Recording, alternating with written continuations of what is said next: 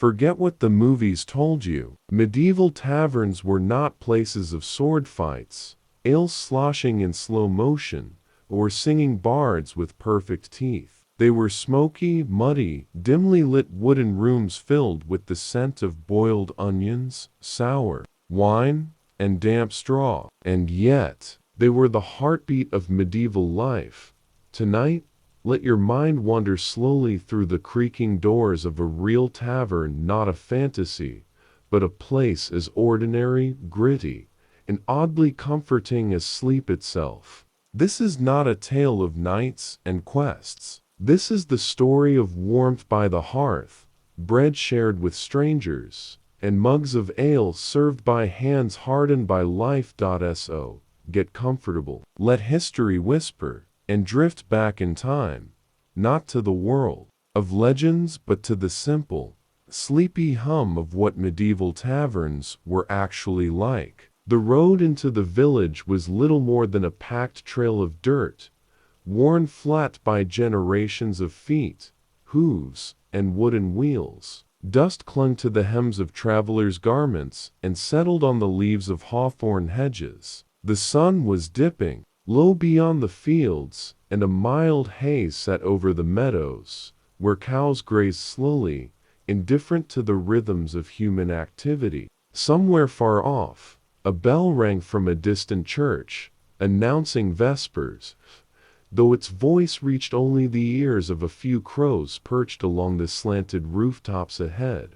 The village itself was not much more than a scattering of timber-framed buildings. Their wattle and daub walls, painted in dull whitewash, and timber beams turned dark with age. Thatched roofs, steep and thick, hung low over doors and windows, designed to shrug off rain and snow alike. Beneath one of these roofs stood the local tavern, known not by a sign or formal name, but simply as the alehouse, as if no other could exist. It leaned slightly to one side, as though it had too much to drink itself, with one corner sinking into the earth a bit more each year.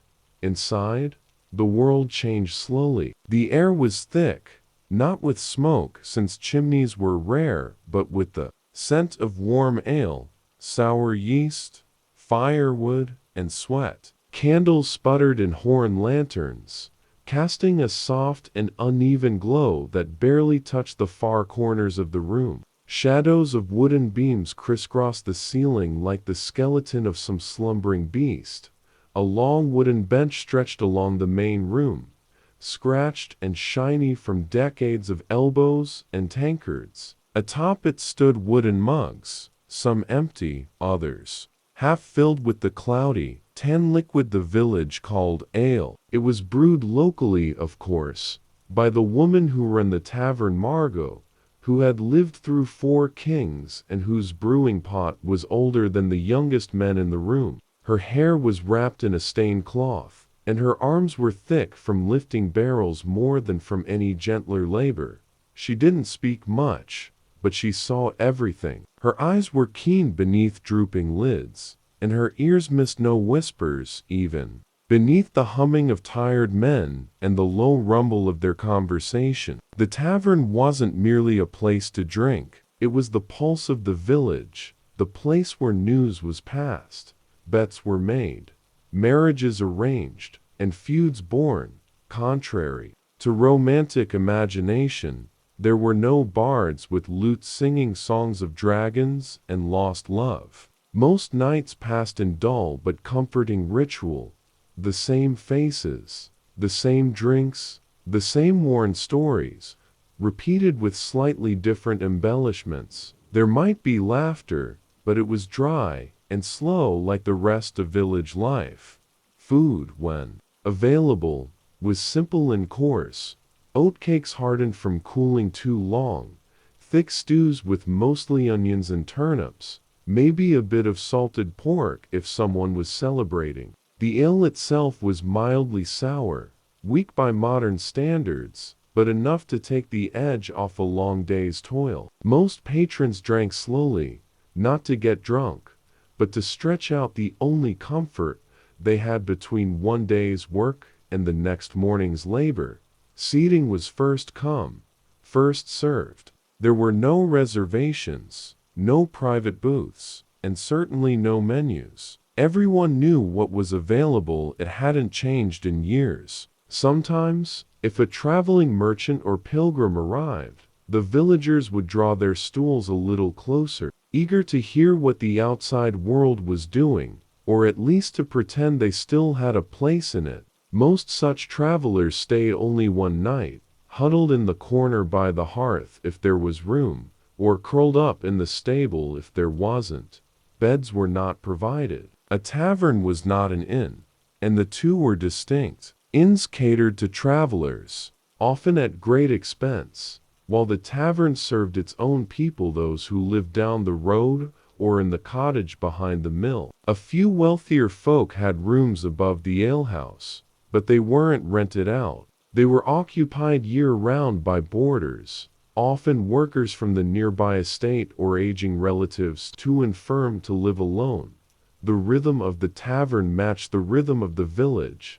Slow, repetitive, predictable. This wasn't a flaw, it was the very purpose. Life was hard, and change was usually for the worse. The tavern, with its cracked mugs, slanted floor, and sour brew, was an anchor. It reminded the people that while the world might shift beyond the woods, within these walls, everything stayed exactly as it was. As the evening dragged on, the sound softened. A man in the corner snored quietly, his head resting on his arms. Two others played a slow game of draughts using coins and pebbles. Margot leaned against the doorframe of the back room, a cloth in her hand, eyes watching but unfocused, as though peering back across decades. And in the dim warmth of the tavern's main room, life breathed gently, not with the vigor of romance or adventure, but with the weight of continuity. That was its magic. Not excitement, but sameness. And in sameness, there was comfort. Even the floorboards groaned with familiarity. The evening hours crept onward, as they always did. In the far corner of the alehouse, where the candlelight could not quite reach, a pair of elderly men nursed their drinks in silence. Their faces were worn like old bark, etched with the quiet carvings of years spent beneath the sun, the wind, and the worries of bad harvests. They didn't need to speak. Their presence beside one another was as much a part of the tavern as the creaking of the beams overhead. A small child tiptoed between the benches, not quite tall enough to see over the tables, occasionally sneaking a fingertip into someone's crust of bread or poking at a half-burnt log near the hearth. Her mother, a washerwoman whose hands were raw and red from the stream's winter chill, kept one eye on her while discussing the price of mending cloth with a neighbor. The talk was not loud, nor was it particularly urgent, just a murmur shared, like the passing of smoke, gentle and unhurried. Upstairs, the tavern's two small rooms remained quiet. A pair of old laborers rented one, and in the other, Margot's cousin from the next village lay coughing beneath thick woolen covers, the kind that scratched at the skin but held in the heat. Beneath the rafters, spiders spun their webs, undisturbed and undeterred by the passage of people or time. The beams themselves were warped from centuries of use, having seen more winters than any man alive. Down below, the pace of the tavern slowed even further. A man in the back began singing quietly, not a merry tune, but a long, slow ballad about a woman who waited for her husband at the edge of the forest. His voice was coarse, but not unpleasant. No one interrupted him. He wasn't singing to entertain. He was just letting the words leave his chest like smoke from a dying fire.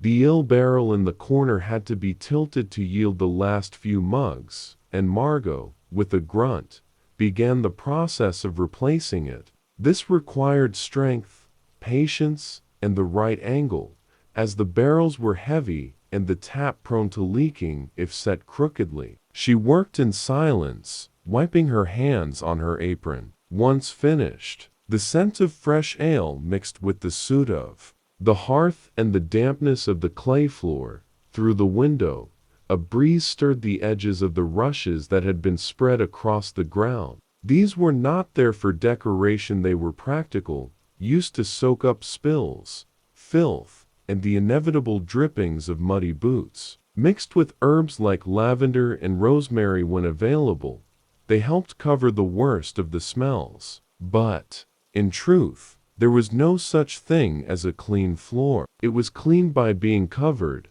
not scrubbed. A young boy barely into his teens had arrived earlier from the manor house carrying a message. He sat now near the hearth, his fingers black with soot where he had poked at the charred logs. He was not expected to speak, only to wait for a reply that might not come until morning. The message itself was likely dull, a delivery notice, a request for eggs or chickens, or perhaps the news of a birth or death in the manor's extended household. The manor, seated just beyond the village's edge, was a world away, even though its chimney could be seen from the tavern door. The Lord himself, a man whose name most villagers rarely uttered aloud, had not stepped foot in the tavern in decades. His reeve or steward might stop by now and then, but they rarely stayed long. The tavern was for common folk, and that unspoken rule suited everyone just fine. Even the church, standing watch at the hill's crest, kept a quiet distance. The priest was known to frown upon alehouses, yet he occasionally sent for Margot's stronger brew when a visiting deacon came through, citing its medicinal use. Everyone knew, of course, but no one commented. That was the way things were, quiet agreements, silent acknowledgments, all passed beneath the surface like the stream running beneath the village bridge. The only signs of festivity in the tavern were the ribbons tied around one of the posts, remnants from a wedding feast held 2 weeks ago. They had faded to dusty shades and drooped under their own weight. The bride and groom had returned to their daily routines, he to the fields, she to the baking, just as expected. The celebration had passed, but its faint trace remained, like a whisper of joy echoing down the corridor of monotony. Time in the tavern was elastic. The hour of closing wasn't marked by a bell or candle's end, but by the body's own weight. When eyelids grew too heavy and conversation too thin, the tavern began to empty. There was no rush. Each patron drifted out slowly, often without a word, into the night that waited beyond the crooked door.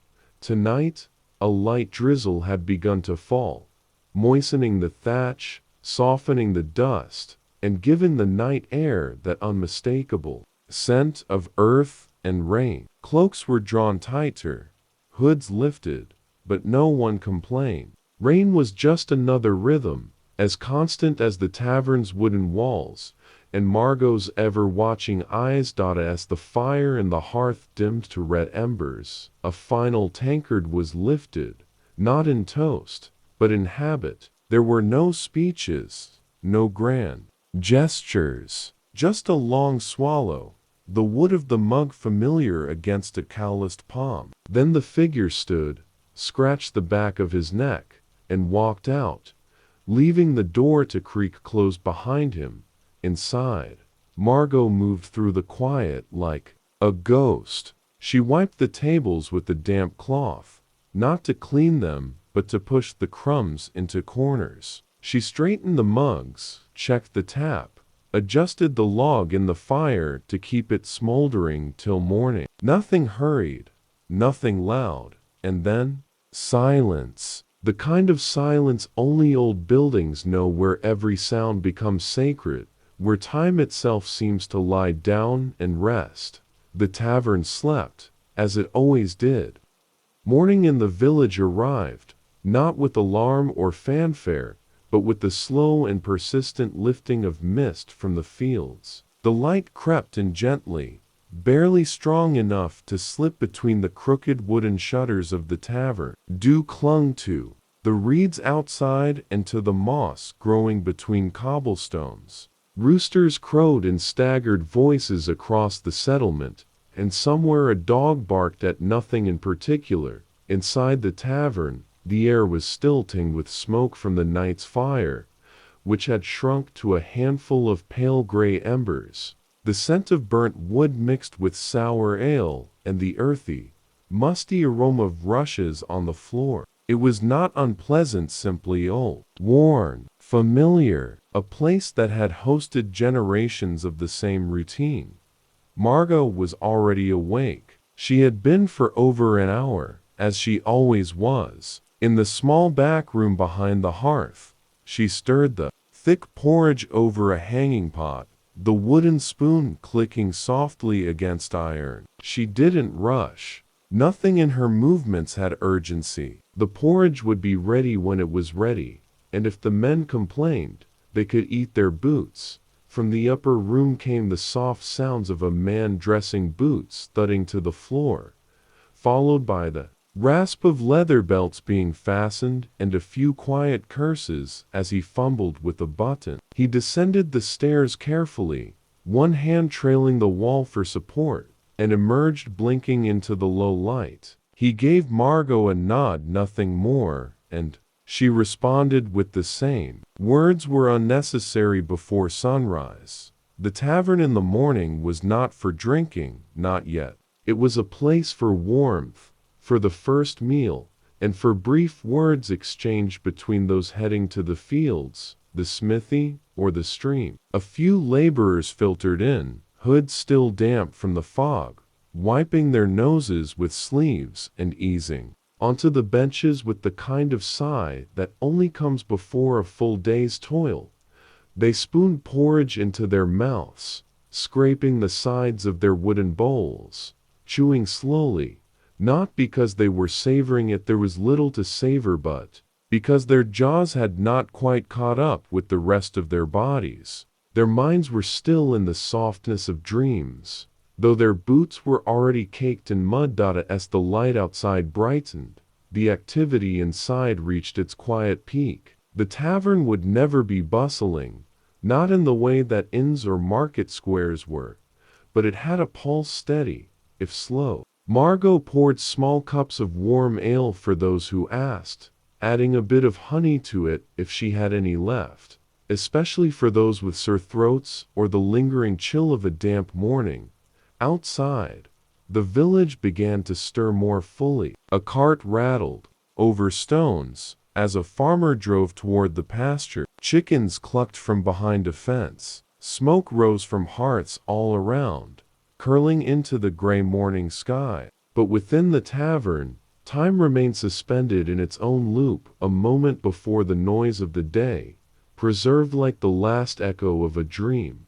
One of the men at the table, Tomas, a quiet man with a crooked nose, took a small scrap of cloth from his pocket and began darning a hole in his glove. No one commented on it. It wasn't unusual. The tavern was where things got done when there was nowhere else to sit or think. A woman near the back turned a spindle in her lap, the wool winding gently as her fingers moved with practiced ease. Talk was minimal and plain. No debates, no arguments, no storytelling. Just weather, always the weather, and whether the grain store had been touched by mice. They speculated whether the old bridge across the stream would last another winter, or if someone would finally fall through. The fire was coaxed back to life with dry twigs and a breath from Margot's bellows. She moved with rhythm, a kind of quiet certainty in every task. She didn't own the tavern, not officially,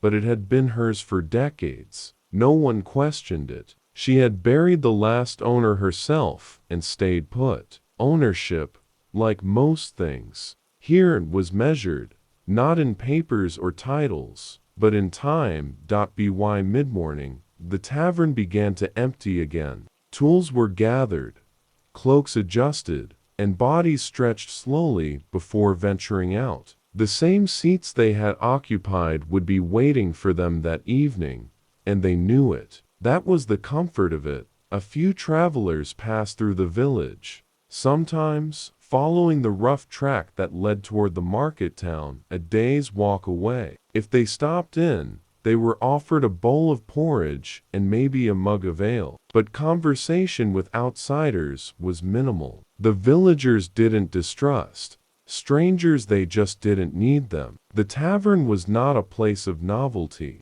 it was a place of sameness. A stranger might look around and see nothing of interest, just smoke, cracked wood, and the dull faces of men eating porridge in silence. But to those within, a corner told a story. That beam above the hearth was where old Hugh had struck his head every harvest feast. The mark on the bench was where Lot's water had broken during a storm 3 winters past. The door creaked in a certain way because of a warped hinge, replaced once and never quite fixed. History here wasn't written, it lived in splinters and soot, in whispered memory and long, shared silence. Outside the door, the wind shifted slightly, and the light caught the tavern sign, or rather, the rough board that hung where a sign might have been. It bore no name, no symbol, just old wood, worn smoother each year by rain and sun, and the brush of shoulders leaning as they passed beneath. Inside, Margot began washing the bowls one by one in a wooden basin filled with tepid water. She hummed, very softly, a song no one else would remember. The sound of it blended with the crackle of the fire and the rustling of straw as she swept the rushes with a bundle of twigs. The tavern was empty now, but never lonely. It was like the inside of a shell, quiet, resonant, and full of old echoes. And outside, life went on, just as it always had, as it always would.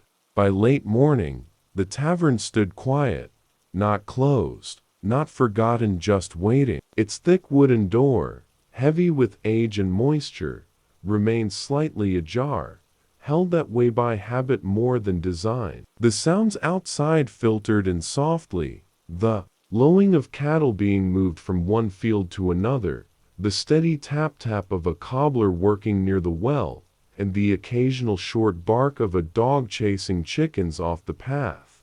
Inside, the light had shifted. Sunbeams fell through the narrow windows at an angle, now illuminating the dust hanging in the air, fine, slow-moving particles that danced in silence above the benches and tabletops. The place smelled faintly of oats and damp wool, the kind of lingering presence that only faded when replaced by evening's stronger scents. Margot had finished her morning tasks and was seated on the stool near the hearth, her thick hands folded in her lap. Her eyes drifted over the room, not searching for anything, just absorbing the stillness. She had lived through over 40 harvests in this village, and the tavern had been her anchor through each one. Seasons came and went.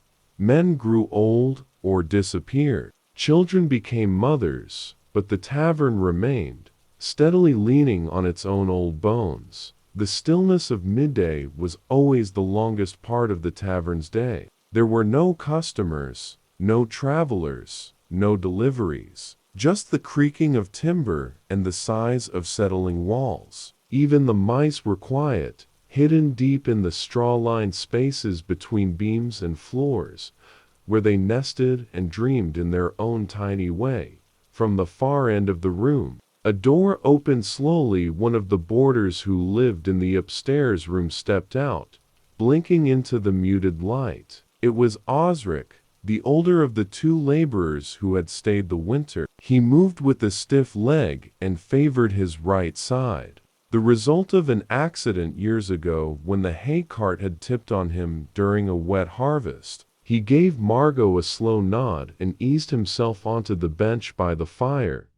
"You'll have the rest of the stew from last night," she said, not asking, just stating, already walking toward the back room, where a small pot still hung above. "Yesterday's coals." Osric didn't reply. He knew better than to speak when Margot had already decided. The rules of the tavern were unwritten but understood. It wasn't a place for choices, but for acceptance. You took what was there, you sat where there was space, and you spoke when there was something to say, which, often, there wasn't. She returned with a small bowl. The stew thickened overnight, now more paste than broth. He took it with both hands, cradling it, not just for the food, but for the warmth. The silence between them wasn't empty. It was full of memory, routine, and an understanding built over long years. Outside, the clouds had begun to thicken. Grayness crept over the sky, and with it, the faint promise of rain. The village would not change pace because of it. The fields would still need walking, the animals still feeding, but it meant the evening might bring more bodies into the tavern, seeking a dry seat and a warm tankard. As the first drops began to tap against the thatch, two figures approached the door. They were younger men, wrapped in cloaks too thin for the weather, carrying bundles on their backs. They stepped in cautiously, stamping mud from their boots and pulling back their hoods to reveal travel-worn faces. Their clothes were not local brighter in pattern, a little too fine for peasants. Coming from the south, one said aloud, as if that justified their sudden presence. Margot looked at them for a moment longer than necessary, then motioned toward the bench near the wall. She didn't ask their names. She didn't need to. Travelers didn't linger. They stayed for the rain, the stew, the sleep, and then moved on. That was their rhythm. The younger of the two pulled out a coin, worn but real, and laid it on the table. Margot picked it up, rubbed it between her fingers, and disappeared into the back. She returned a minute later with two wooden bowls and a shared loaf of dark bread, crust hard as wood, but edible if dipped into the stew. The men ate with quiet murmurs between them, sharing nothing with the others. Osric, still nursing his meal, watched them with distant eyes. Not suspicious, just curious, in that slow way of people who don't expect change, but notice when it arrives. One of the travelers mentioned a flooded road and a bridge collapsed near the edge of the forest. Margot caught the words but didn't react. News came and went like clouds. It didn't change the way she stirred her pot or swept her floor. The conversation passed like smoke there and gone. By the time the bowls were empty, the rain had increased, tapping more steadily against the windows. Margot added a log to the fire. The two men leaned back, their cloaks steaming slightly as the warmth reached them.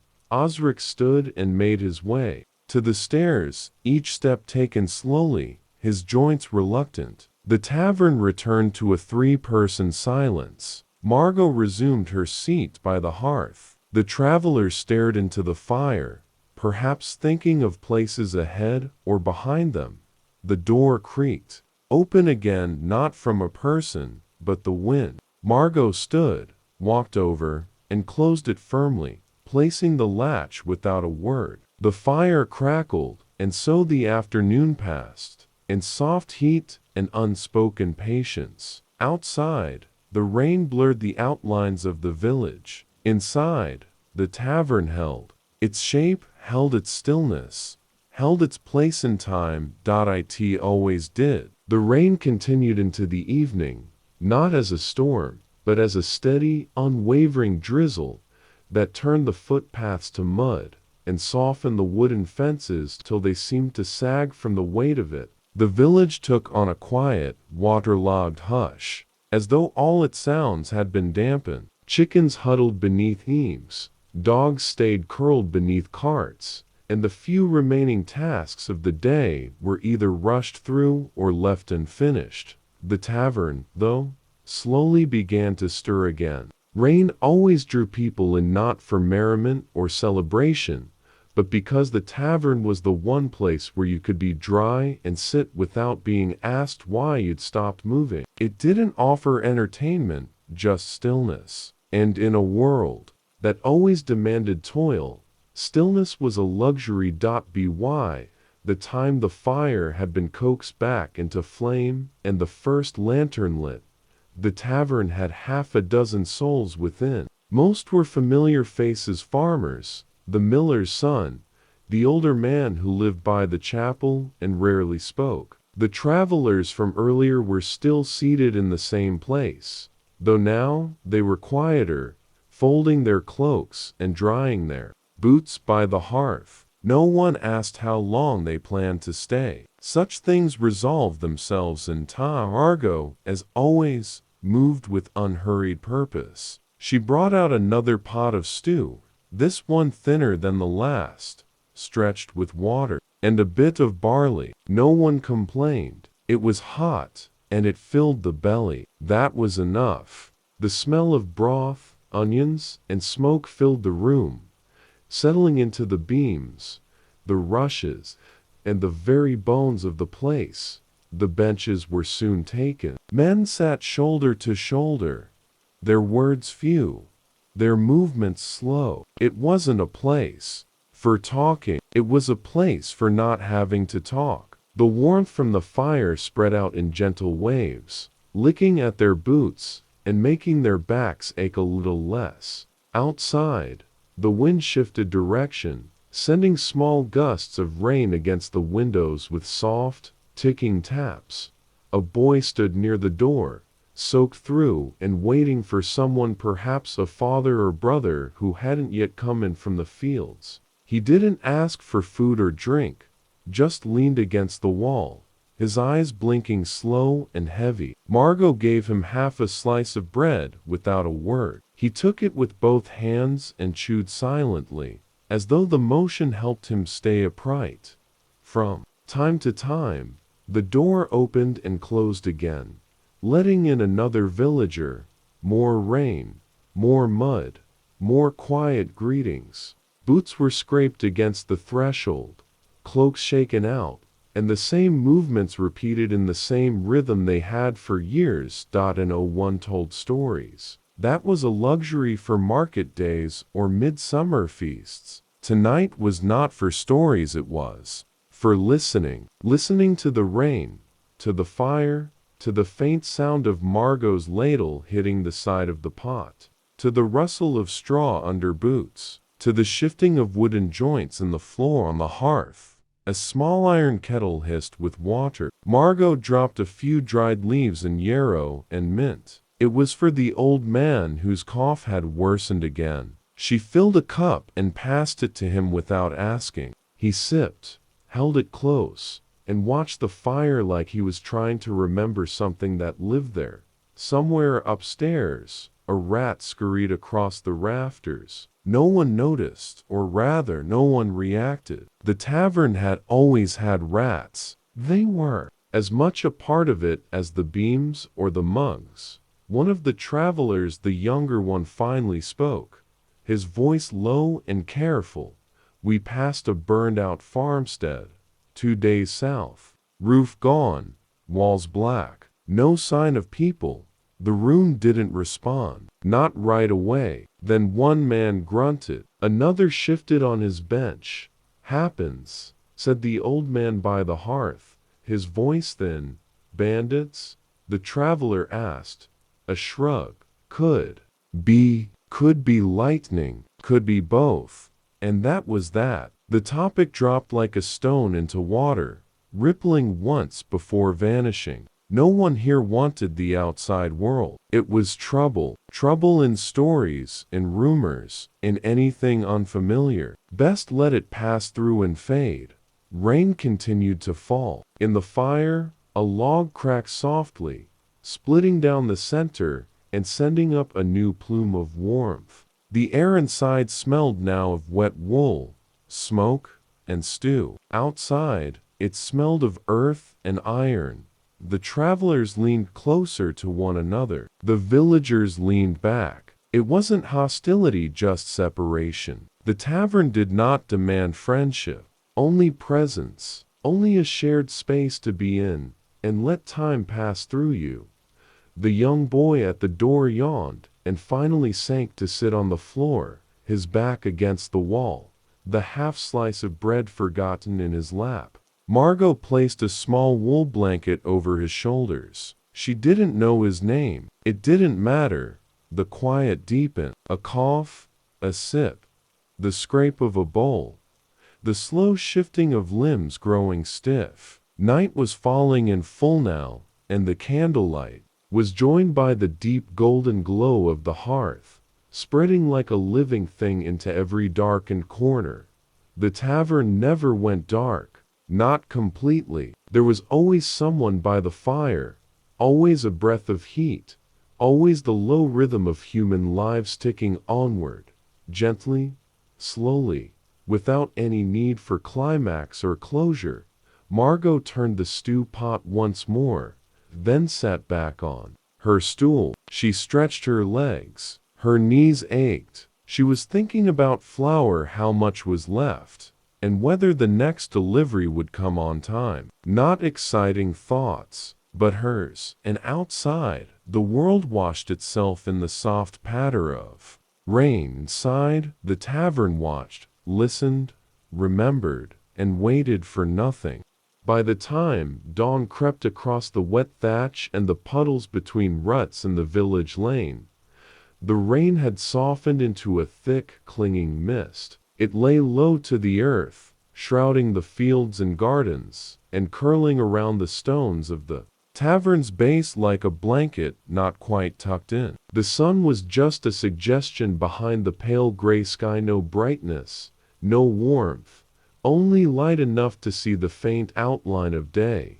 Inside the tavern, nothing had moved quickly. Margot had risen before the sun, as she always did, pulling on the same rough cloak and lighting the same stub of a candle to guide her way to the hearth. The fire had burned low through the night, and it took time and care to coax it back to life. A handful of kindling, a breath, and the dry snap of bark breaking into flame. She did not speak. There was no one to speak to yet. The two travelers had left before first light, boots damp, cloaks drawn, not having said goodbye. That was not unusual. Those who passed through rarely stayed long. The world beyond the village called to them, though no one here could say why. All it had ever seemed to offer was uncertainty. The tavern was quiet, not silent. The building itself always spoke in low murmurs, the occasional groan of a beam shifting, a drop of moisture falling into a warped bucket, the faint creak of a shutter loosening in the damp. It was not lifeless. It was simply still. Margot swept the rushes again, gathering the crumbs and splinters, and whatever the wind had brought in. She shook out a fresh bundle and laid it down, not because she expected visitors, but because it was time. The doing of things, not their necessity, gave rhythm to the day. An old widow arrived just after the first bowl of porridge was finished. She sat near the front door and asked for warm water with a pinch of salt. It helped her throat, she said, though she said it every day. Margot gave her the drink and left her alone. Aside, a cart passed slowly. Its wheels groaned under a light load of firewood. The man guiding it nodded once at the tavern door, but did not stop. He rarely did, unless the weather turned. For now, it was merely damp. Not dangerous. By mid-morning, the tavern was nearly full again, full in its own quiet way. 6 people, maybe 7, scattered along benches and stools. They spoke only when needed. A young man with cracked hands and hollow cheeks asked if the steward had come by. He hadn't. The others didn't comment. The steward came when he wanted, or not at all. Margot served a thinner version of the porridge, stretched with turnip and a bit of stale bread. It was enough. The men ate without complaint. One wiped his bowl with the corner of a crust and handed it back without a word.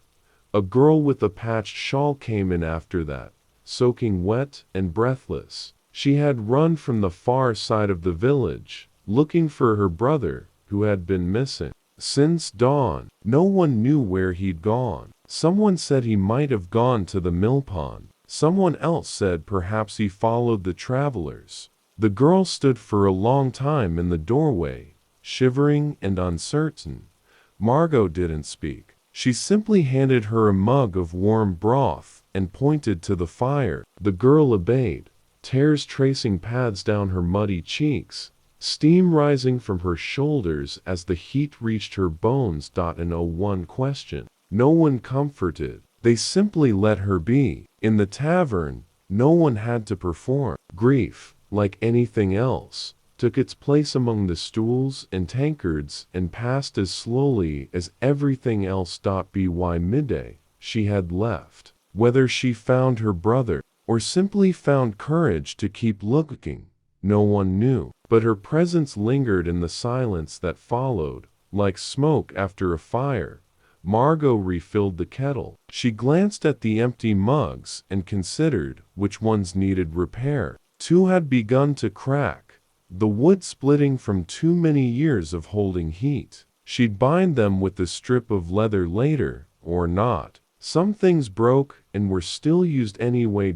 In the corner, a man was carving something into the table with the tip of a nail. Not a name, just lines, angled, straight, overlapping markings that meant something only to him. No one stopped him. The tavern's tables were covered in such things, layers of idle scratches, initials, dates, shapes, all stacked like sediment, the memories of those too quiet to say them aloud. A child came in with a small sack of grain and left it near the door. It was a delivery, likely on his mother's behalf. Margot gave him a half biscuit and a nod, and he left without asking for more. The wind picked up near dusk, making the shutters rattle more than usual. Rain threatened. Again, a steady thrum in the distance, growing closer. People began to drift in once more, not because it was evening, but because they felt it. Time here wasn't kept by clocks or bells, but by the body's knowing. When the light faded and the chill came in, you sought the fire, the bench, the bowl, the company of others, not for talking, but for presence. A woman came in carrying a bundle of linen. She worked as a midwife when needed, and as a seamstress when not. She took her usual seat by the wall, placed the bundle beside her, and began to untangle the knots in her thread. She wasn't waiting for anyone. She never did. She was simply passing the time, as they all were. The candles were lit again, their soft flicker mirrored in the sheen of ale on the wooden mugs. The hearth had begun to glow a deeper orange, shadows moving along the ceiling like slow waves. No one mentioned the missing boy. No one asked if the travelers had reached their destination. These things would pass, or they wouldn't. The tavern, either way, would remain. It had seen worse and would see more. It kept no records, but it remembered. In smell, in stain, in sound. And so the rain came again, and the door creaked once more, and Margot poured the ale as she had the day before, and would the next. The second half of that day passed without distinction. In the world outside the tavern walls, the village moved at its glacial pace. No market day today, no festival, no visiting priest or tax collector to stir the rhythm. Just the mist, thicker now, curling between beams and under doors like a living thing too quiet to fear. Inside the tavern, it was as if the hours folded in on themselves. There was no moment that clearly followed the next, only the rise of a sigh here, the scrape of a bench there, and the occasional sniffle of someone catching chill too often. In the back corner, the oldest man in the village, Alaric, sat by the same cracked table he always claimed. whether it was taken or not. It was understood without question that it was his.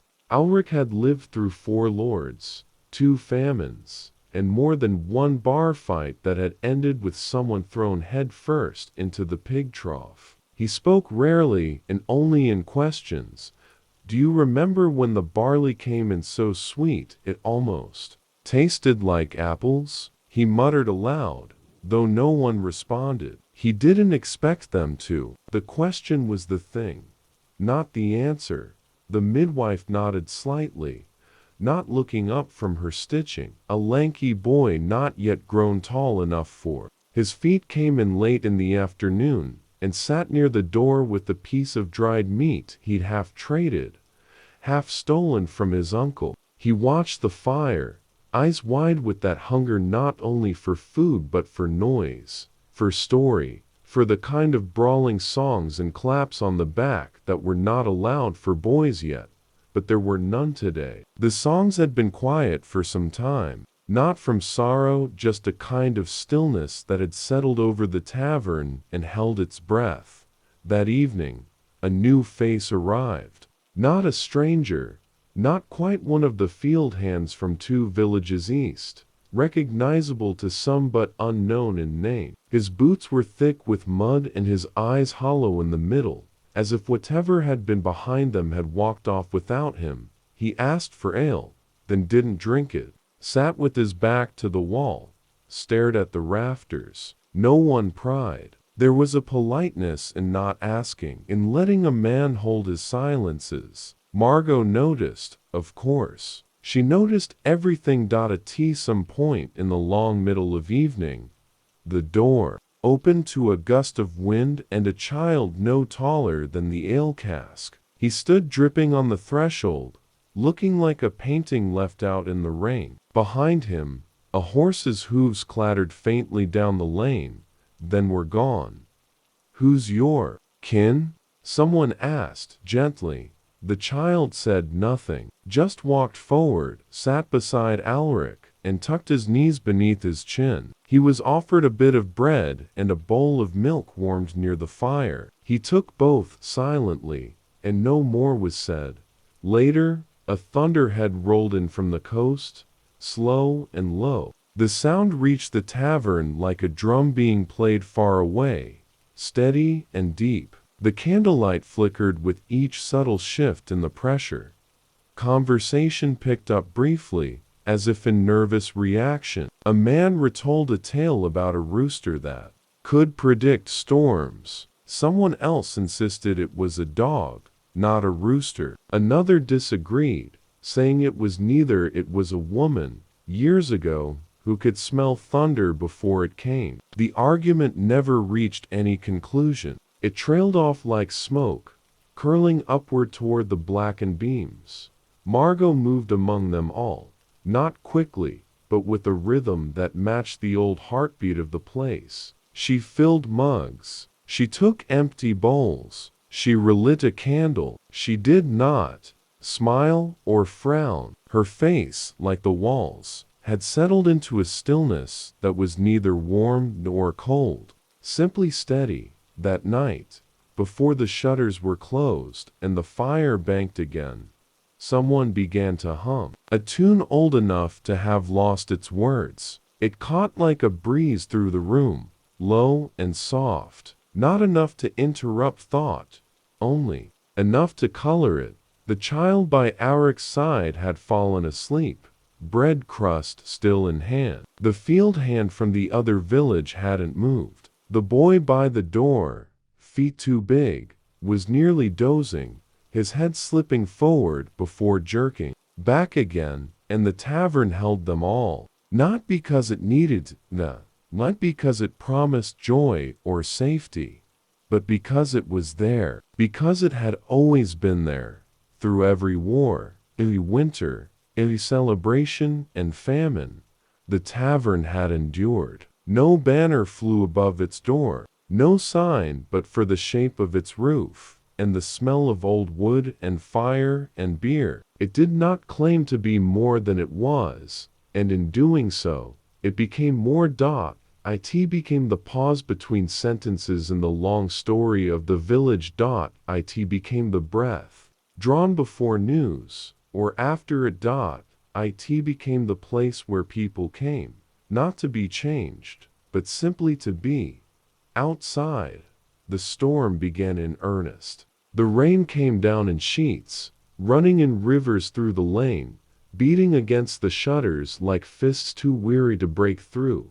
But inside, the candles burned low, the mugs were emptying, and Margot set another log on the fire, and no one left. No one needed to. The night would pass, the way all nights did, and in the morning, perhaps the sun would find its way through, or not. Either way, the tavern would be there, waiting.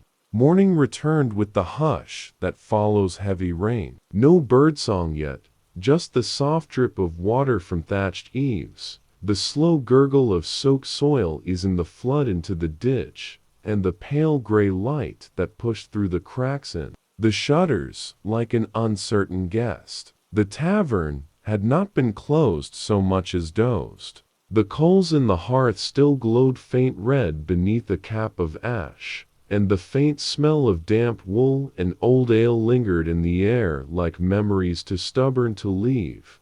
Margot was up first, as usual. She didn't stretch or sigh, her body had long since stopped asking permission. She moved quietly through the dim room, nudging the hearth to life with practiced hands, adding a twist of dry moss and a sliver of kindling. The smoke curled upward with a faint crackle. One by one, the candles were coaxed back into flickering.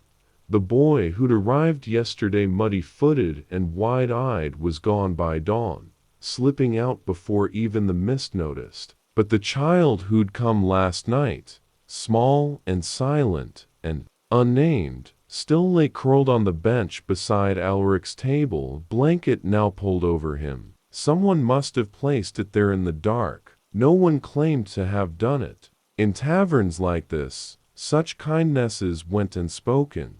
Gradually, the regulars stirred. Coughs echoed through the rafters like clearing foghorns. Boots scuffed. A few mugs clinked together as someone rinsed them in a pail of gray water. No one was in a hurry. There never was any rush in the mornings, unless a fire needed dousing or a lord's tacksman was spotted down the lane. Neither were true today. The tavern in the morning was a different world than the one that came alive at dusk. Here, there was no storytelling, no ale, no laughter, just chores and hangovers, quiet conversations, and the slow return of the day's duties.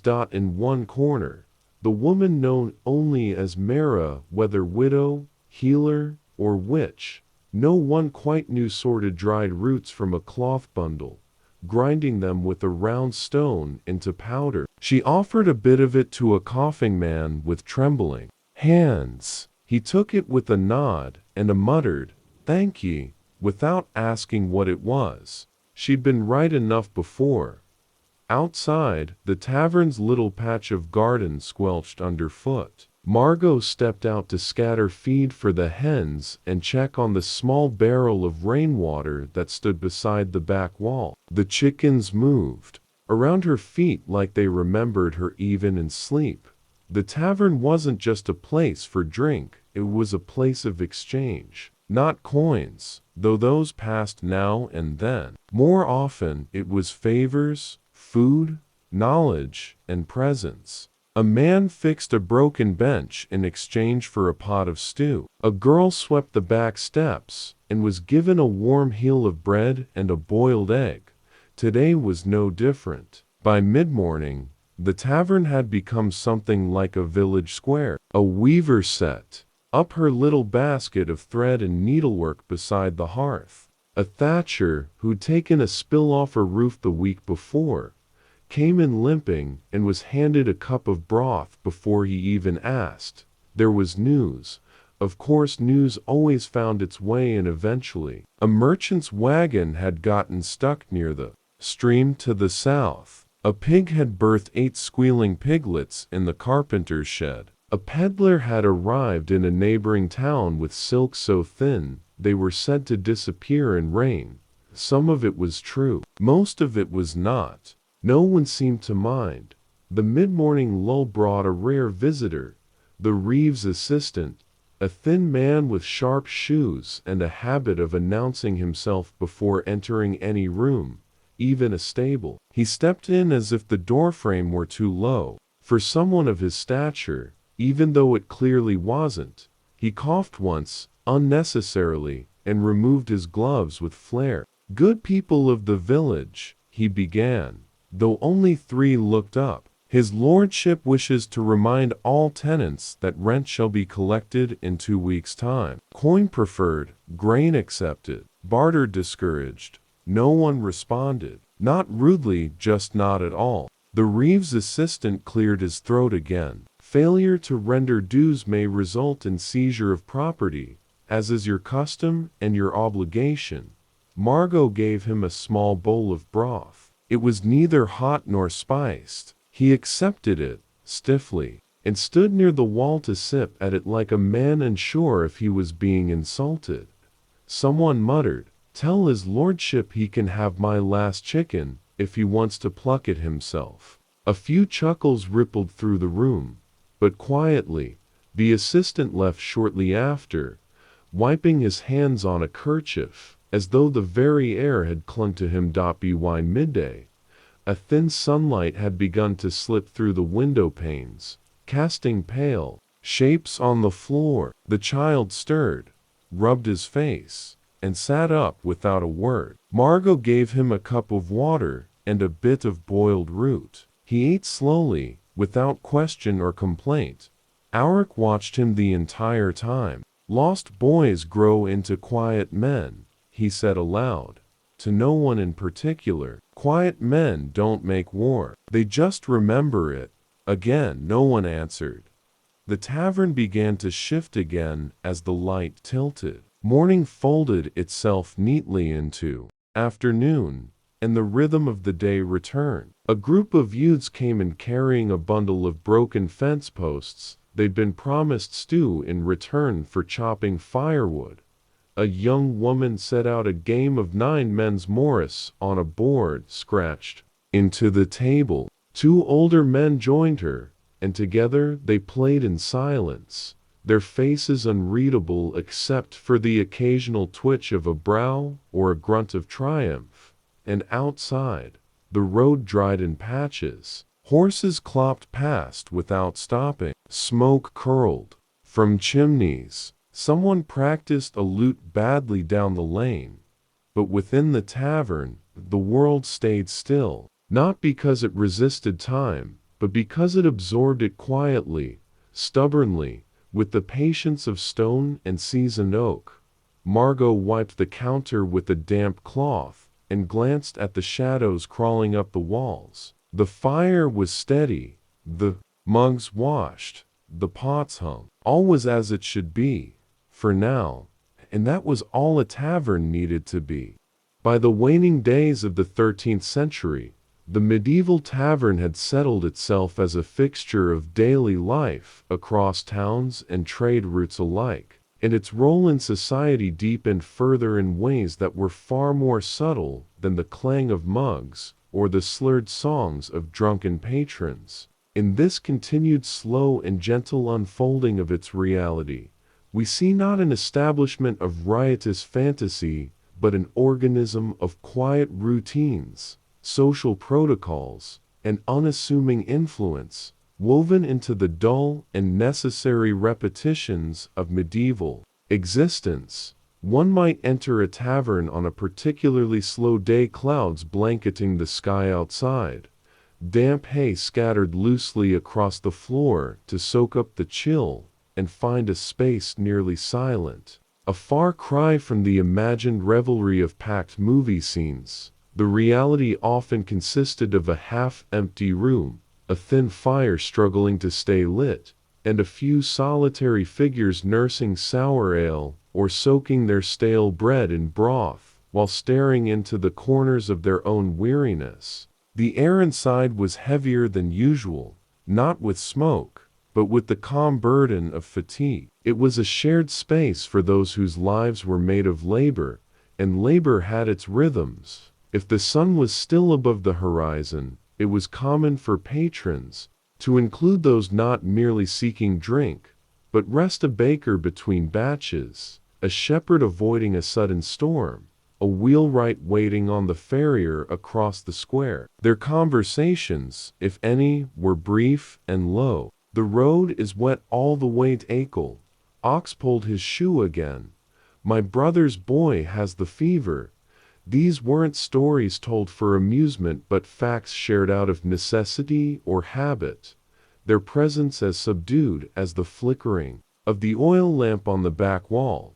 Evenings, of course, were marginally livelier, but not with the expected abandon. Instead of chaotic brawls or shouting matches, there was typically a sort of murmur that hovered steadily, never rising to a roar of voices, discussing barley prices, local taxes, whether the bishop had passed through town, or if the harvest moon would rise clean. The innkeeper would sometimes shuffle out from behind the counter to refill jugs, mop a spill with a worn cloth, or quietly urge a sleeping guest to wake and find a bed. These movements were performed with little urgency. The tavern was a space designed for the slow pace of the era, where nothing needed to happen quickly because little could.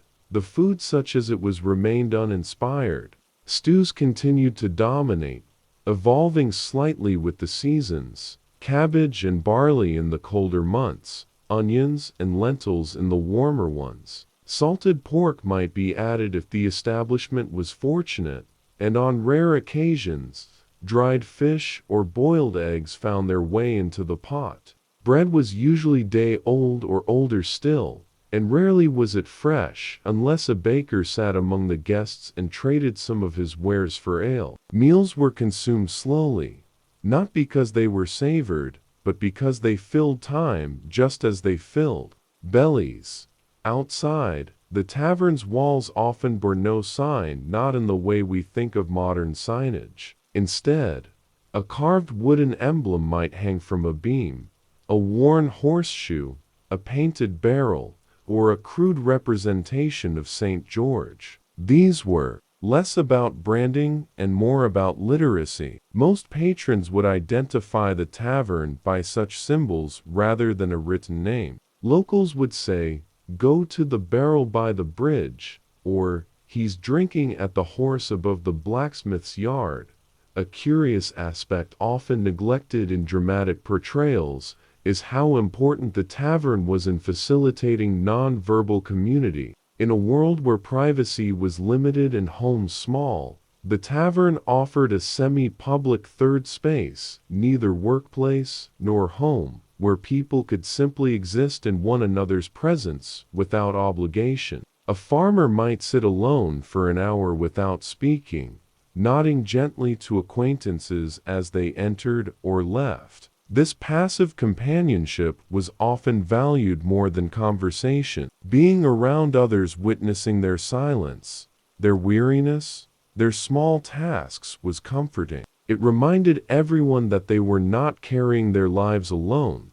Even the architecture of the tavern reflected this subdued communalism. Benches often lined the perimeter of the room, allowing patrons to sit facing inward toward the fire or the table, but with the view of everyone else. The central table, if there was one, might be large and shared, not for conversation, but for simple functionality. The windows, small and glazed with thick, warped glass or oiled parchment, allowed little light, but enough to notice when night had come. The innkeeper's presence was felt more often than seen. He or she moved through the space like a caretaker, rather than a performer. Taverns were, in essence, modest places managed by modest people, and their caretakers were often deeply embedded in the community. They knew who owed coin, who had lost work, who needed an extra bowl of soup, but wouldn't ask. No ledgers were needed for such awareness. The rhythm of life dictated at .it was not uncommon. in the more generous establishments, for the tavern keeper to offer an open bench by the hearth to travelers in need of sleep, particularly those too poor to afford a proper bed upstairs. These sleeping spaces were not especially clean or comfortable, just bare wood or straw mats, but they were warm and safe, and that counted for something in a world often unkind to the ruthless. Candles, of course, were expensive, so most lighting came from the hearth, a few tallow lamps, or open shutters if the moon cooperated. Shadows stretched long and deep.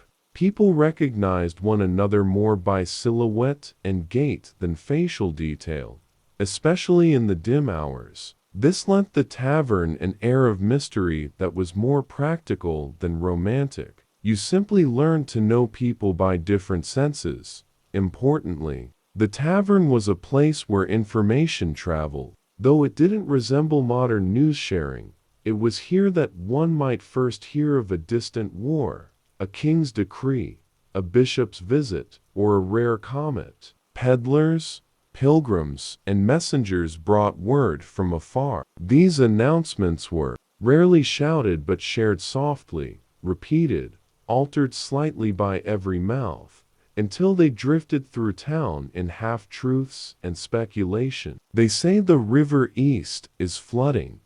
The queen lost another child. Wolves near the monastery. These were not exciting tales, but reminders that the world outside one's village continued, slow and strange. Some taverns even became known for the kinds of travelers they attracted. One might be favored by tanners and furriers, another by scholars or minor clerks traveling between dioceses. Over time, these affiliations became quiet traditions, passed down in whispers. You'll find workmen at the Dog and Cup, or clerics prefer the one behind the abbey. Such reputations mattered not for status, but for reliability. One wanted to enter a space where the silence would match one's own. If a bard or minstrel ever arrived, their presence would be notable not for celebration but contrast. The plucking of strings, the low drone of a song about harvest or longing might soften the atmosphere rather than ignite it. Patrons would listen quietly, heads bent low, fingers still working at the rims of their mugs, or unraveling threads on their sleeves. Applause, if given, was polite and brief. Entertainment was appreciated, but not demanded. Children were rarely seen in taverns unless they belonged to the tavern keeper. Even then, they were expected to stay behind the scenes, stoking fires, carrying buckets, wiping tables. Their footsteps were light and quick, their voices kept in whispers. They learned early that the tavern was not a place for play, but for watching, learning, and absorbing the moods of the adults around them. And as night deepened, the tavern would thin out. One by one, patrons would rise, settle their debts, or promise to settle them later, and step into the cool darkness beyond the door. The fire would dim, the lamps be snuffed out one at a time, and silence would settle like dust. Only the faint creak of old wood, or the drip of rain from the eaves might remain dot in that darkness. The tavern rested not as a relic of merriment, but as a vessel of the ordinary, preserving the rhythms of medieval life that seldom made it into chronicles or poems. It was not a place of legend, but of repetition. It held within its beams and boards the weight of lived experience, the slow passage of time, the shared endurance of cold seasons, the subtle dignity of those who simply got through the day. And when dawn came again, with its pale light and distant crowing, the tavern would stir once more. Ash would be cleared from the hearth, benches righted, and bread cut. A new day would begin in the same quiet pattern, as it had yesterday, and as it would tomorrow. The first pale warmth of late spring arrived shyly, nested in layers of cloud that drifted over the village like slow-moving sails. Sunlight spilled only in thin streaks across the lane, but even that was enough to make the puddles left by weeks of rain shine like scraps of hammered tin. The tavern's thatch had dried at last, sending down a soft dusting of straw scent each time the breeze ruffled its eaves. Inside, dawn broke with a single chirp from the sparrow that nested in the crook above the lintel. It was a sound so delicate that even the building itself seemed to hold still to hear it. Then, almost reluctantly, the room accepted morning. Coals glowed, floorboards sighed, and Margot, with her usual unhurried certainty, coaxed flame from last night's embers. A faint ribbon of smoke twined upward, carrying the memory of oak, and mist into the rafters. The child who had lingered these past 2 days, still too shy to give a name, stood near the hearth, arms wrapped around himself, watching the orange bloom of fire. Margot set a bowl of thin barley gruel on the bench beside him. He did not rush. He dipped crust into it, letting each bite soften while the warming steam blurred his eyelashes. By mid-morning, the tavern's rhythm had resumed its familiar, even pulse. A cooper arrived first, smelling of pine and resin, carrying a hoop of green strip iron under his arm. He traded news of a cracked cider barrel for a mug of small ale, and a promise to mend one of the tavern's own vats after midday. Moments later came the laundress, her basket of half-damp linens balancing at her hip. She laid them near the hearthstones to finish drying and accepted a heel of bread in silence.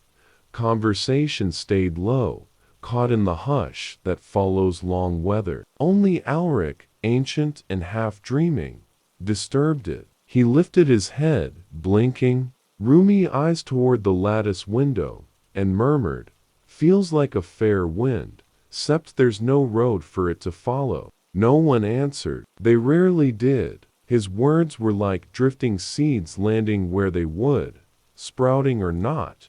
Near noon, the door opened to a burst of brightness. A pair of carters entered, smelling of horsehair and bruised nettle leaves, boots caked with dry gray mud from the northern ridgeway. They spoke of distant market towns awakening after the thaw, stalls of early onions, skeins of bright dyed wool, rumors of a bishop's enver collecting tallies for a new tithe. Their stories were soft, almost apologetic, as though mindful not to bruise the tavern's quiet. Yet even whispered accounts of far-off bustle stirred a faint energy along the benches, the way a drifting scent of lavender can coax half-forgotten gardens into mind.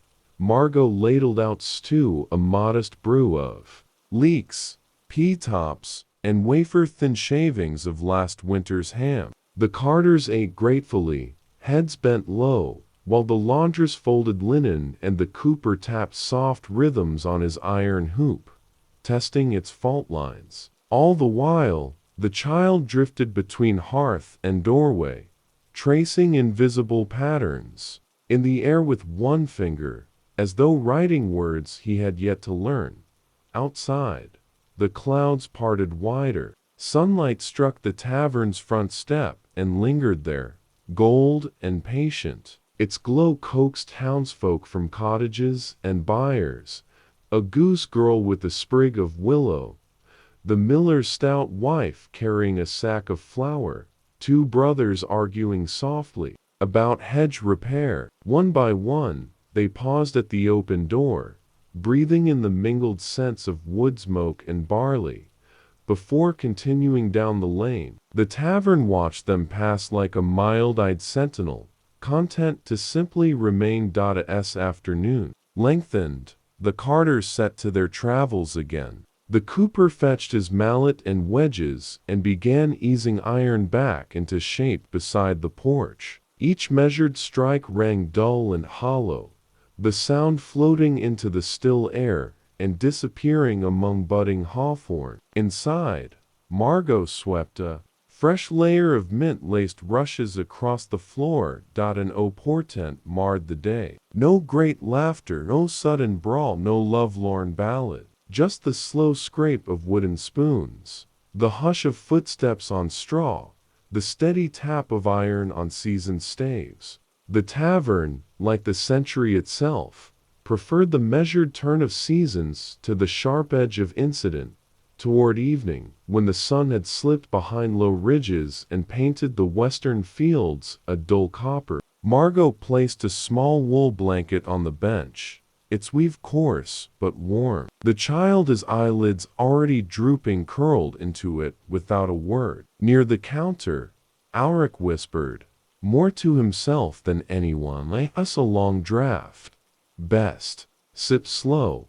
Candles were lit, shadows stretched, and the tavern settled into its overnight heartbeat, steady, cautious, endlessly patient. Outside, a nightjar called, unseen beyond the hedges.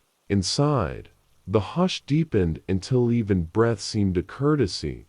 The world would keep moving beyond the village, bringing fares, tides, travelers, and storms. But beneath its moss-flecked roof, the tavern absorbed time the way old oak absorbs rain, slowly, leaving only the faintest darkening of grain to mark its passing. And so, another ordinary day folded itself into twilight, leaving the tavern precisely as it wished to be, a quiet place, warm at the core, where nothing urgent ever needed to happen at all. The soft blue hush of evening spilled slowly over the village, settling in folds across rooftops and fence rails, catching briefly in the glassy puddles near the cobbles outside. The tavern, half glowing within, took on the look of a lantern. Tucked into the earth, a dim pulse of amber light nestled in the landscape.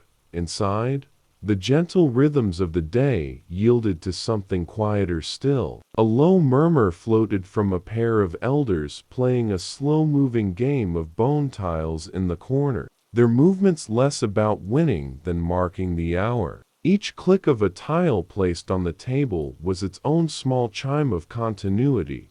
Margot, having finished the supper stew and washed the few bowls, dried her hands on her apron and checked the hearth. The fire was banked now, a deep, pulsing bed of coals, giving off a heat that was less flame than memory. The child had fallen asleep again, this time on the bench, curled with his knees tucked beneath him like a fawn, and Margot draped another folded wool across his back without stirring him. The room smelled of baked grain, soaproot, and the faint metallic trace of iron tools resting near the door. The cooper had left his ring behind overnight, leaning it against the wall like a sentinel made of shadow. Above, in the tavern's rafters, a mouse scurried along the dark beams, stopping now and then as if listening for a song it half remembered. There were fewer guests now, as was often the case during the lull between planting and full bloom. The muddy lanes discouraged long travel, and though the days were growing longer, the nights still held a chill that whispered of frost. So it was mostly the familiar faces, Agatha, the weaver's widow, who drank nothing stronger than honeyed milk and knitted steadily even in poor light.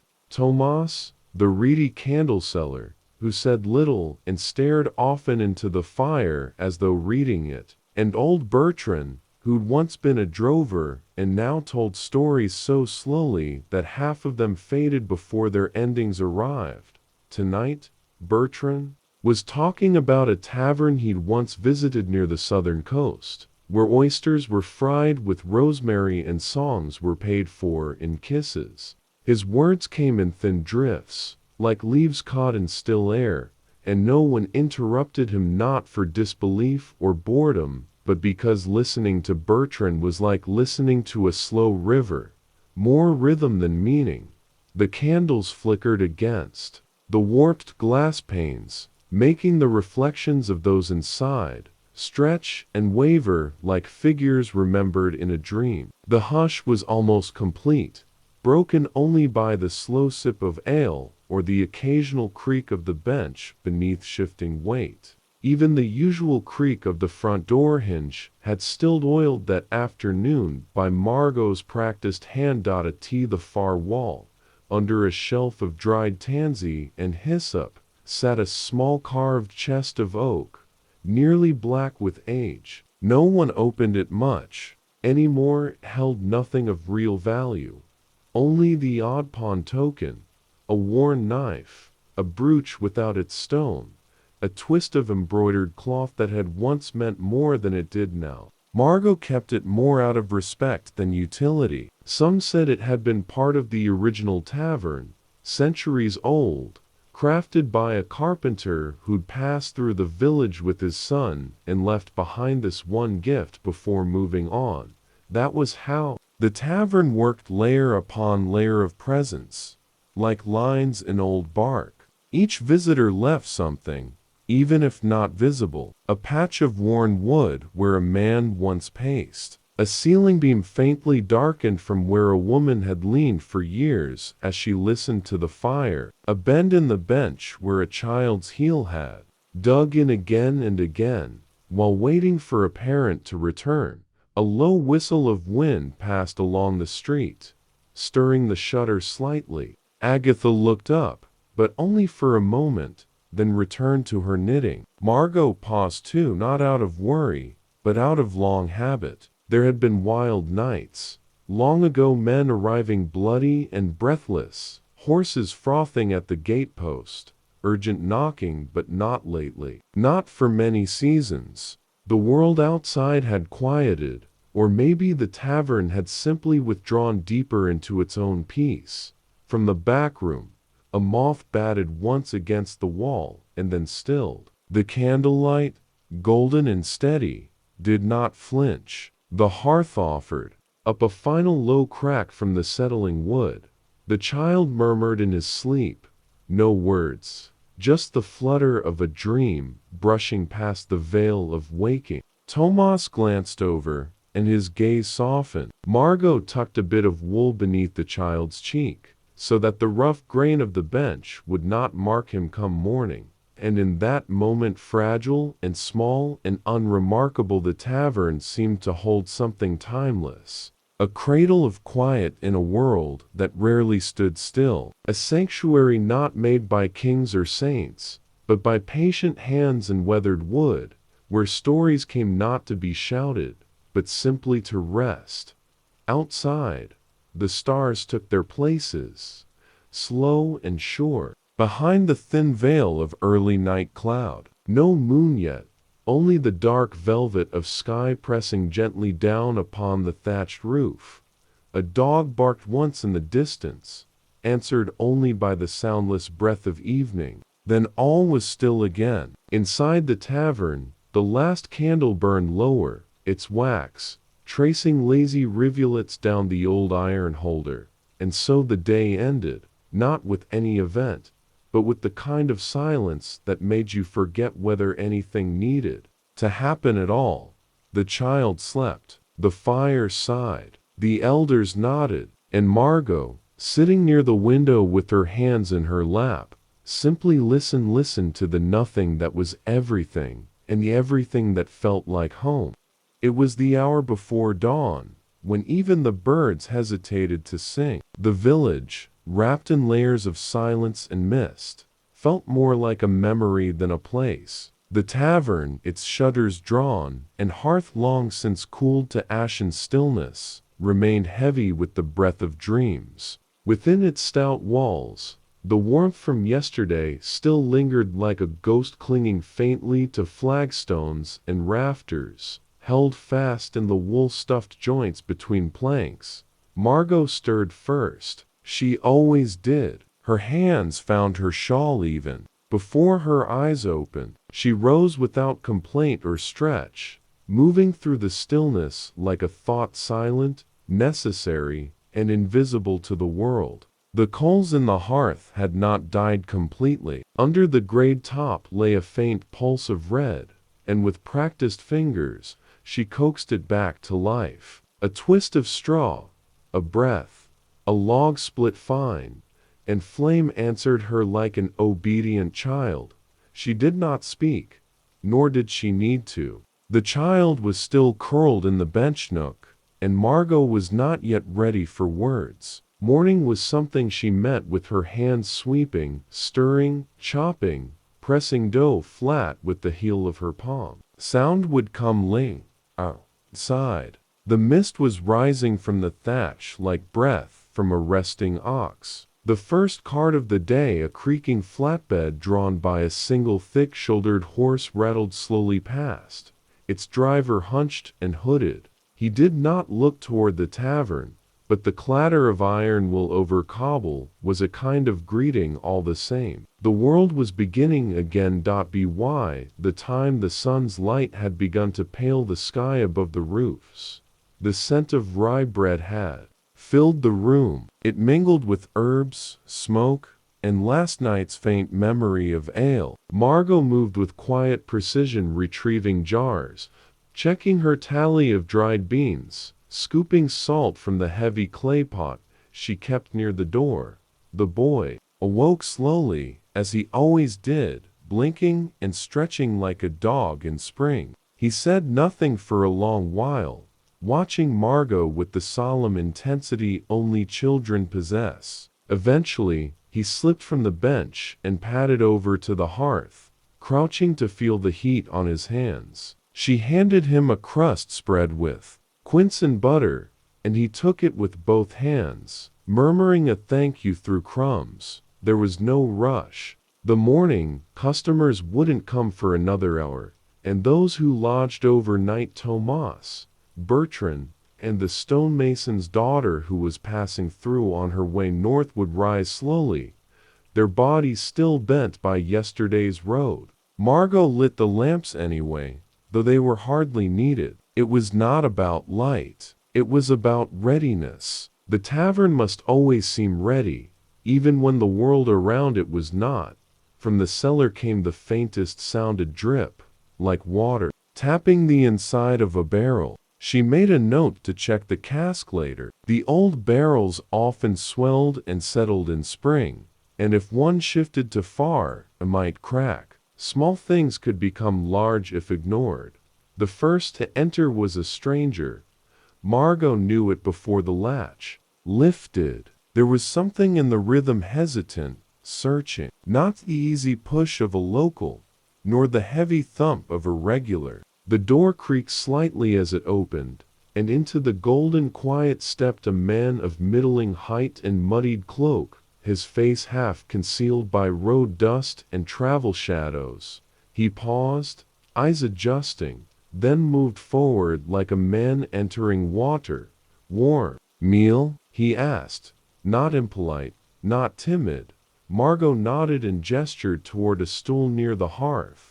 He took his place without further speech, rubbing his hands together as though shaking off the road. She noticed the calluses, old ones, layered on themselves like tree rings. A man who had worked with tools, not noble, but not desperate either. A tradesman, possibly a smith, though the black under his nails suggested ink as much as soot. Perhaps both. She placed bread and a bowl of lentil stew before him. He murmured thanks again, and set to it with calm purpose. The child, curious, watched him over the rim of his cup. You travel far? Margot asked after a time. The man looked up. From the hill villages past the southern bend. 3 days. Roads are poor. They usually are, she replied. Spring runoff makes sure of it. He smiled faintly and nodded, dipping his spoon again. Margot said no more. She did not ask names. Names would come when they were ready, or not at all. By mid-morning, the tavern had stirred fully to life. Agatha arrived with her knitting and sat in her usual chair by the back wall. Tomas took his breakfast ale outside to sit beneath the bare-limbed cherry tree. Bertrand shuffled to the fire, sighed, and said, "Feels like rain," though no one had seen a cloud. The stonemason's daughter came down, asked for oats and apple, and tied her long braid with a strip of leather before setting off again. She paid in coin, but also left behind a carved token, a tiny bird made of riverstone which Margot added to the shelf above the hearth, beside the copper whistle and the folded parchment someone had once painted with stars. The day passed slowly, the way good days did. A few travelers stopped for drink or direction. A man lost his hat in the wind, and laughed aloud when he chased it. A child from the village tripped near the gate, and was comforted with the sweet and a small bandage. A flock of geese passed, overhead in lazy formation, their shadows sliding across the yard like stains of water. In the late afternoon, the stranger, still nameless, rose and asked if he might stay another night. "There's a bed above the stable," Margot said. "Blankets are clean. You'll share the room with the thatcher's son." He nodded. "That's fair." He left a small tool on the table as partial payment, a fine awl, bone-handled, with initials carved into its grip. He did not mention it. Margot did not ask. Evening returned slowly, as if reluctant to end a good day. The sky deepened to a dusty violet, and the first stars pierced through, patient and still. The fire in the hearth was lit anew, and once again the tavern became a world unto itself, separate from wind and wet and worry. And once again stories began. And so was that, with the years drawing on and the world turning slowly around the rhythms of nature and need. The medieval tavern remained not simply a building of ale and meat, but a breathing organ within the slow heartbeat of the town itself. The evening bells of distant churches tolled gently as twilight settled upon the rooflines, casting long shadows across the cobbled lanes that meandered toward the heart of village life. Smoke curled up from chimneys, tinged faintly with the scent of oak and dung and roasted barley, mingling with the low murmur of conversation that seemed to leak through the very cracks in the wattle and daub walls. These were the quiet hours, neither truly day nor yet fully night, when the tavern assumed its most intimate form, a cradle for weariness and familiarity. Inside, the space was not grand. It never had been. Medieval taverns, despite what ornate paintings or imaginative films might suggest, were functional and modest. The common room still held its uneven floor, and the heavy wooden beams overhead were darkened by centuries of candle soot and smoke. A single iron chandelier, strung with dripping tallow candles, cast its flickering light across the gathered crowd: carters, cobblers, apprentices, and the occasional steward. They sat shoulder to shoulder on benches worn smooth by time, their elbows close, their voices low. There was no loud laughter or jests tonight, only the rhythm of quiet speech, the sound of tankards softly placed on the oak table, and the slow scraping of a wooden spoon through a bowl of barley porridge. This was not a place of grand tales or uproarious song, not this evening. It was a place where old men reminisced in long silences, and women exchanged glances that told stories never spoken aloud. The ale tonight was thinner than usual, the barrel drawn near its end, and the innkeeper, a woman in her middle years with arms made strong from lifting and stirring, had not bothered to spice it. She moved between the patrons not with the cheer of festivity, but the familiarity of someone who had known these faces since they were boys and girls underfoot. Her name was not carved on any signboard, nor remembered in distant chronicles, yet her presence anchored this place as surely as any beam or wall. She poured, nodded, wiped, listened, and moved on, her body a rhythm to which the tavern itself seemed to breathe. At the back table,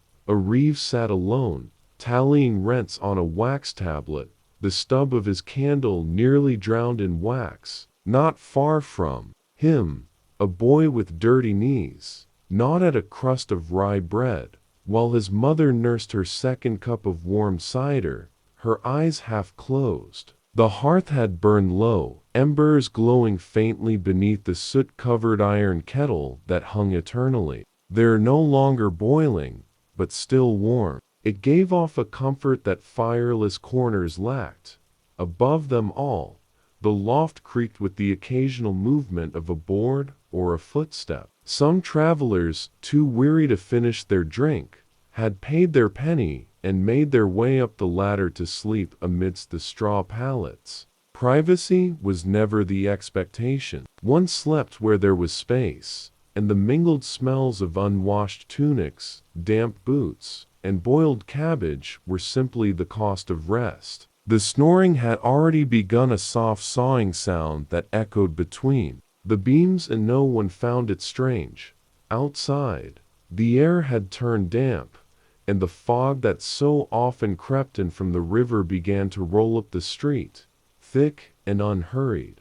A passing monk, hood pulled low, paused beneath the eaves of the tavern, blessing the doorframe out of habit, though he would not enter. Taverns, for the pious, held temptation. For others, they held sanctuary. Within their humble walls, there was a kind of peace. Not the peace of the cathedral, but a quieter one, the peace of ordinary lives unfolding, one cup, one conversation, 1 hour at a time.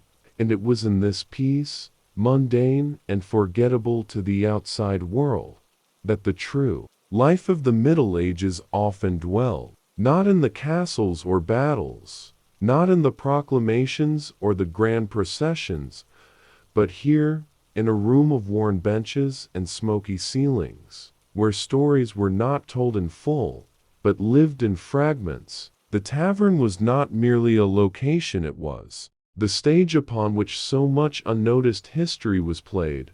The walls, thick though they were, had heard the worries of 1,000 winters, failed crops, lost sons, harsh taxes, quiet joys. Here, the tensions of the outside world, kings and wars and distant cities, mattered only insofar as they disrupted the grain delivery or drove prices of salt to high. This was not a place for ideals, but for endurance, not for glory, but for getting by. The tavern endured because its people did. Even as the towns grew and guilds formed and trade routes shifted, the taverns remained, adjusting subtly to the flow of the world. In one, perhaps, a traveling merchant from the Low Countries might share news of ships wrecked off Flanders. In another, Mason might speak of a cathedral project halted for lack of coin. But all news passed through the sieve of local concern.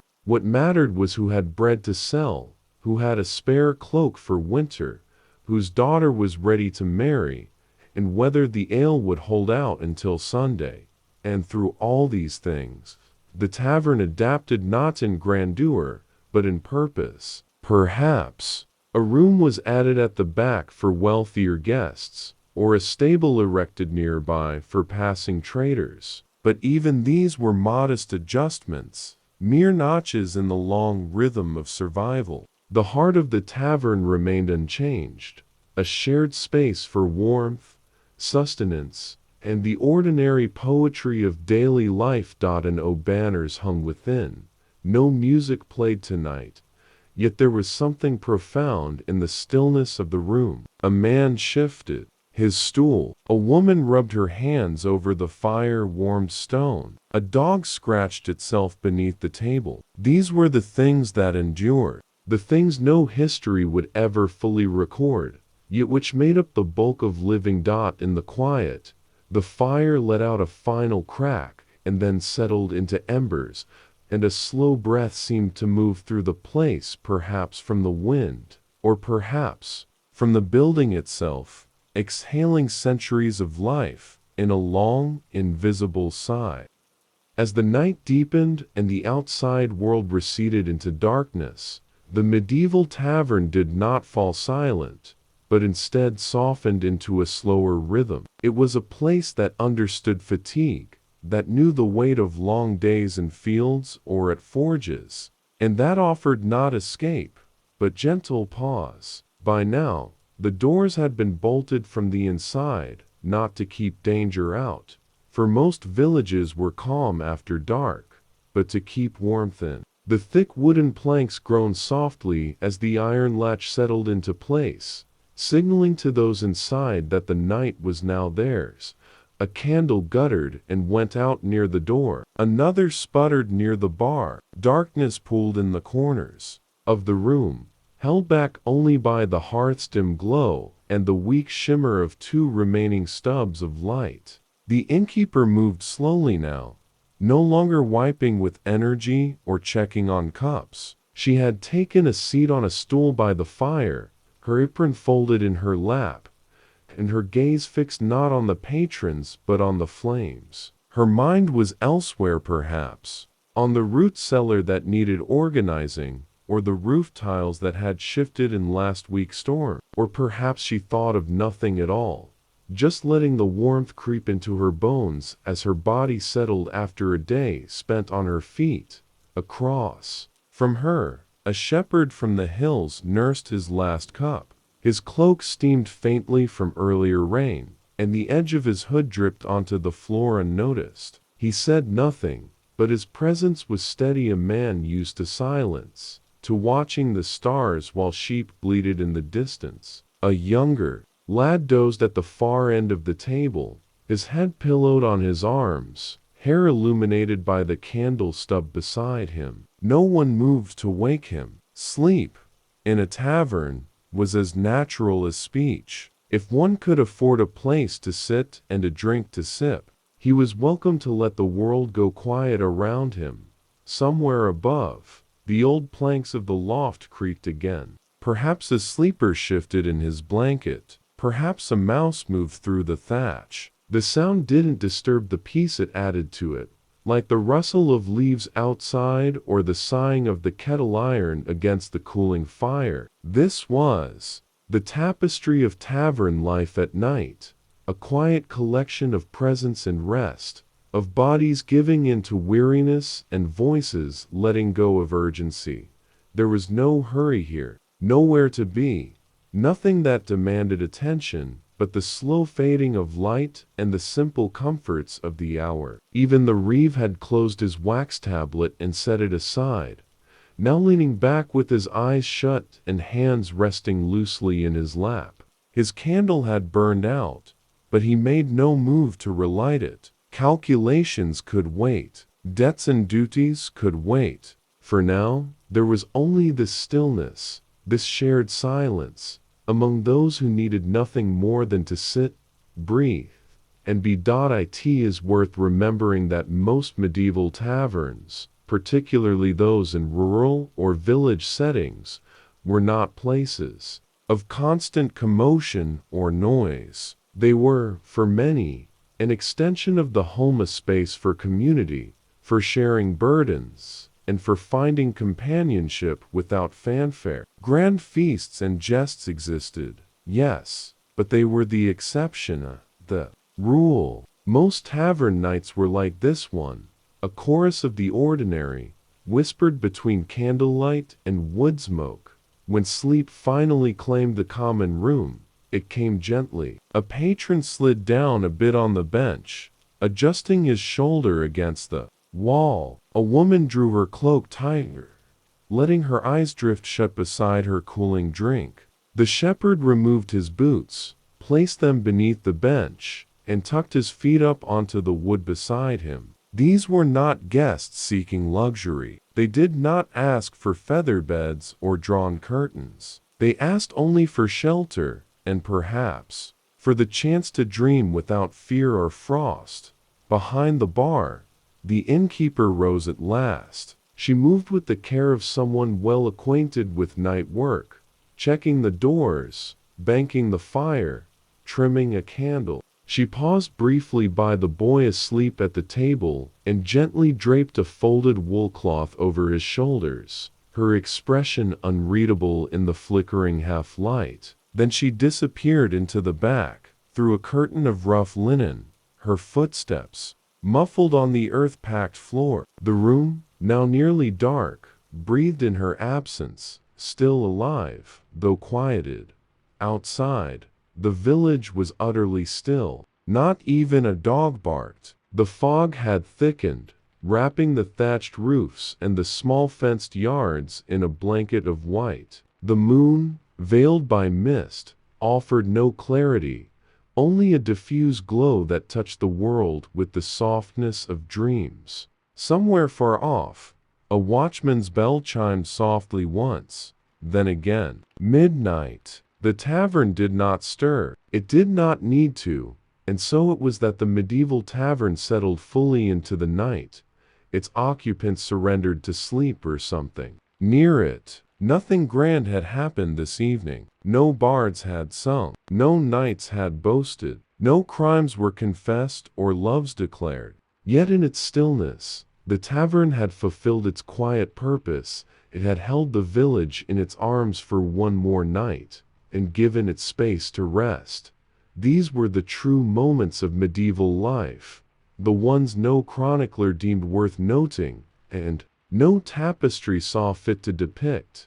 Yet they were the hours that gave shape to the days, the unseen fabric upon which all else rested. The tavern, in its modest way, had always known this. It asked for no notice, sought no renown, and served no master. But time itself, it would still be here tomorrow, and the day after, and the day after that, just as long as there were souls in need of a bench, a drink, a meal, or a moment of peace. Thus closes the final candle-lit breath of our long, slow wander through the medieval tavern, not a place of fantasy, but a space of truth, warm, dull, creaky, lived in. And as the fire fades to embers, and the stories soften into the hum of sleep, the tavern is left behind in memory dim, smoky, peaceful, just as it truly was.